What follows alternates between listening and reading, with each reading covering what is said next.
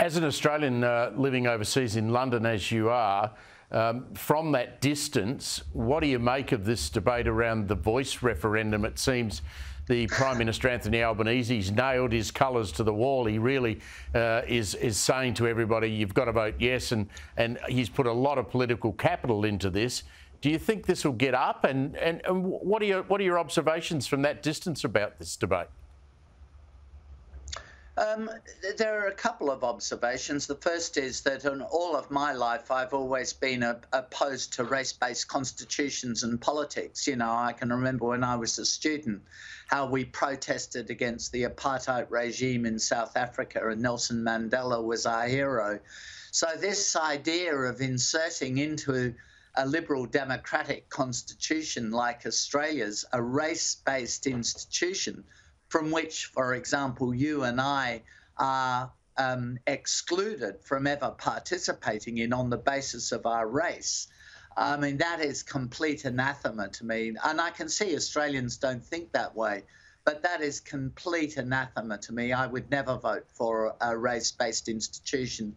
And the second thing is that really strikes me about it, in a country with such deep roots in democracy and democratic institutions, the government, the Australian government, won't tell us how members of the Voice will be chosen. But apparently they won't be chosen by election, but somehow they'll be chosen. Somehow all these people will suddenly appear.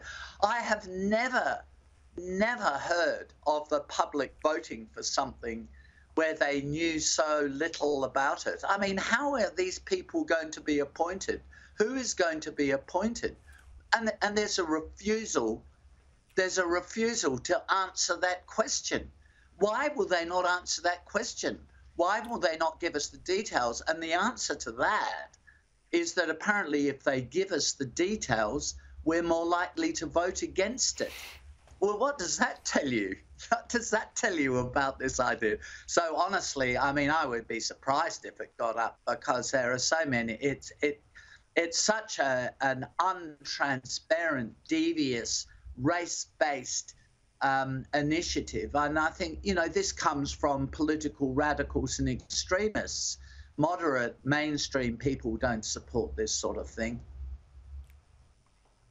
Yeah, I share your concerns. How's it been being an Australian in London after the Bazball test and that extraordinary effort by the Australians in the first Ashes match? Well, particularly by the captain himself, it was an extraordinary performance. So I was at a dinner for an organisation, doesn't matter what it is, it's called the International Democratic Union, with John and Jeanette Howard. We were both there, and Tony Abbott was there as well. And I had my mobile phone on which I could get the cricket. And we were watching the closing overs of the game, sitting in this dining room in the middle of London, surrounded by Poms, of course, who were showing no interest in the game. But it was hugely exciting. It was incredible. And I think a great thing for Test cricket. It's going to make Test cricket much more popular and set the Ashes series alive over here.